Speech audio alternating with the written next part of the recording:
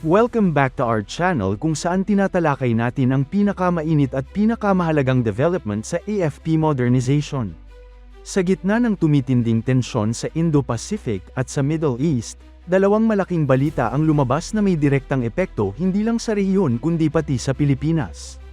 Una, inanunsyo na aabot sa mahigit 500 military activities ang isasagawa ng Pilipinas at Estados Unidos ngayong 2026. At pangalawa, iniulat ng Wall Street Journal na inatasan ng Pentagon ang isang pangalawang US Aircraft Carrier Strike Group na maghanda para sa deployment sa Middle East. Ayon pa sa Iranian regime media, ituturing nila ang pag-deploy ng pangalawang aircraft carrier bilang isang definite step toward war. Sa episode na ito, pag-uusapan natin kung ano ang ibig sabihin ng 500 military activities sa pagitan ng US at Pilipinas, bakit ito mahalaga lalo na sa usapin ng Taiwan at West Philippine Sea, at paano konektado ang galaw ng Amerika sa Middle East sa mas malawak na global security situation. Pero bago tayo magpatuloy, tandaan natin na ang matatag na Pilipinas ay hindi lang nabubuo sa lakas militar, kundi sa maayos na pamahalaan, paglaban sa korupsyon, pagtanggi sa political fanaticism, at pagsugpo sa fake news. Mahalaga yan para sa tunay na seguridad at katatagan ng bansa. Unahin natin ang 500 military activities sa pagitan ng Pilipinas at Estados Unidos ngayong 2026. Ayon sa ulat, higit sa 500 military engagements ang nakaline up para sa taong ito. Hindi lang ito simpleng exercises tulad ng balikatan. Saklaw nito ang joint drills, training exchanges, maritime patrols, humanitarian assistance exercises, cyber defense cooperation, logistics coordination, at iba pang security engagements. Kapag sinabing 500 activities, hindi ibig sabihin ito ay 500 malalaking war games. Marami dito ay smaller-scale engagements tulad ng subject matter expert exchanges, joint planning conferences, interoperability drills, at capacity-building activities.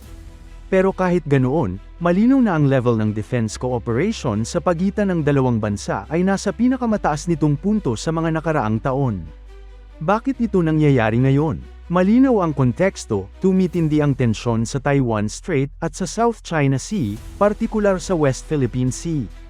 Ang Pilipinas ay may Mutual Defense Treaty sa Estados Unidos na pinirmahan pa noong 1951.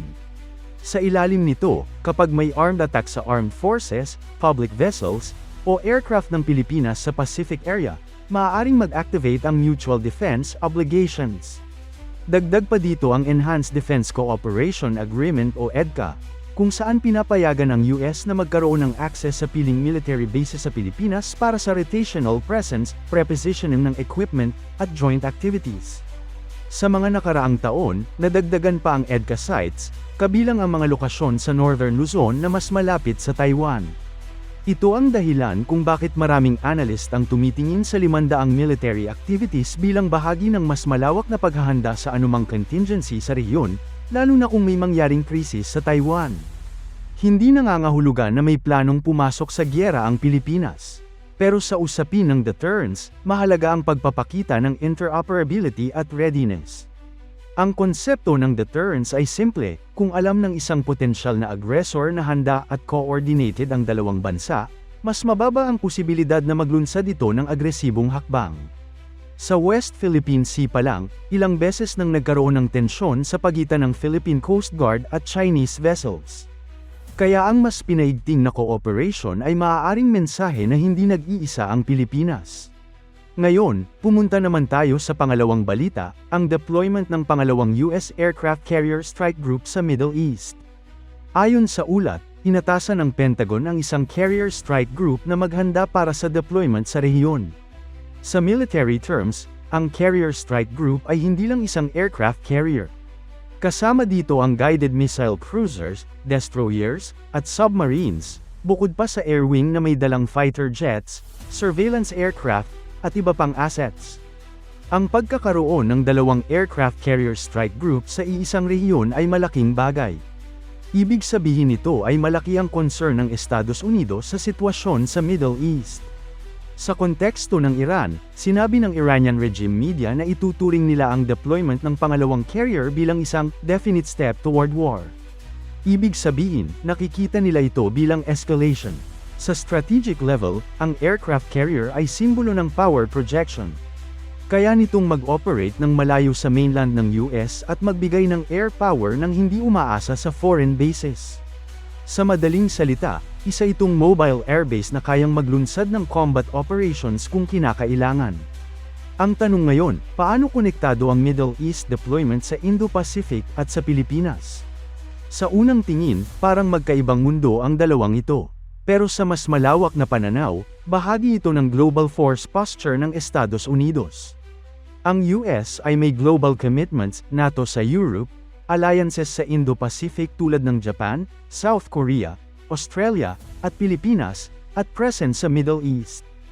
Kapag tumataas ang tensyon sa isang rehiyon, kailangang i-adjust ng Pentagon ang deployment ng assets nito. Ang pag-deploy ng pangalawang carrier sa Middle East ay maaaring magpahiwatig na may seryosong concern sila doon, posibleng may kaugnayan sa Iran o sa broader regional instability. Pero hindi ibig sabihin nito ay mawawala ang focus sa Indo-Pacific. Sa katunayan, sa mga nakaraang taon, malinaw na sinasabi ng US na ang Indo-Pacific ang priority theater nito. Kaya nga patuloy ang malalaking exercises tulad ng Balikatan, Kamandag, at iba pang joint drills sa Pilipinas. Dito pumapasok ang kahalagahan ng 500 military activities. Habang may deployment sa Middle East, kailangang tiyakin ng US na matatag ang alliances nito sa Asia. Ang pagpapalakas ng interoperability sa Armed Forces of the Philippines ay nagbibigay ng mas matatag na regional network. Para sa Pilipinas, may dalawang perspektibo dito. Una, security perspective. Ang mas malapit na cooperation sa US ay maaaring magpalakas ng deterrence laban sa external threats, lalo na sa West Philippine Sea. Pangalawa, risk perspective. Kapag mas malapit ang alignment, mas mataas din ang posibilidad na maapektuhan ang Pilipinas sa anumang malaking geopolitical confrontation, lalo na kung may mangyaring krisis sa Taiwan. Kaya mahalaga ang malinaw na pulisya ng gobyerno, ang mga military activities ay para sa defensive preparedness at humanitarian cooperation, hindi para maging launching pad ng agresibong aksyon laban sa ibang bansa. Sa mga nakaraang pahayag ng mga opisyal, binibigyang diin na ang EDCA sites ay hindi permanent US bases at nananatiling pag-aari ng Pilipinas. Sa usapin naman ng Taiwan, geographically malapit ang Northern Luzon sa Taiwan Strait. Kaya natural na maging bahagi ang Pilipinas sa anumang regional security planning. Ngunit hindi automatic na magiging combatant ang bansa. Maraming senaryo ang posible, mula sa evacuation operations, humanitarian assistance, hanggang sa proteksyon ng sariling teritoryo.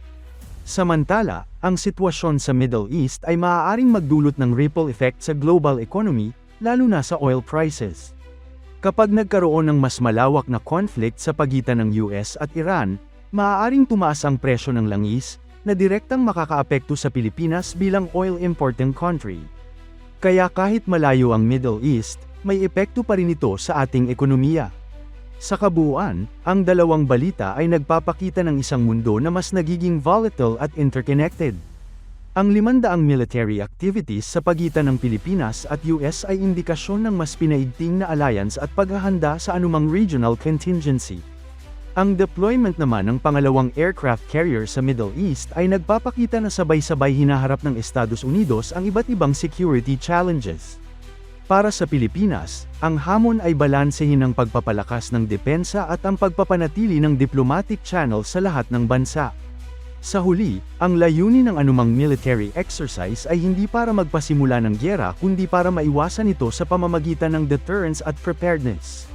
Sa mga susunod na buwan, bantayan natin kung paano i-implement ang 500 activities na ito, ano ang magiging reaksyon ng ibang bansa sa rehiyon, at kung paano uunlad ang sitwasyon sa Middle East. Dahil sa panahon ngayon, ang galaw sa isang bahagi ng mundo ay maaaring magkaroon ng direktang epekto sa iba. Ito ang realidad ng modern geopolitics, interconnected ang seguridad ng Indo-Pacific at Middle East. At bilang isang bansang nasa gitna ng strategic crossroads, mahalagang maunawaan ng bawat Pilipino ang mas malawak na larawan sa likod ng mga headline.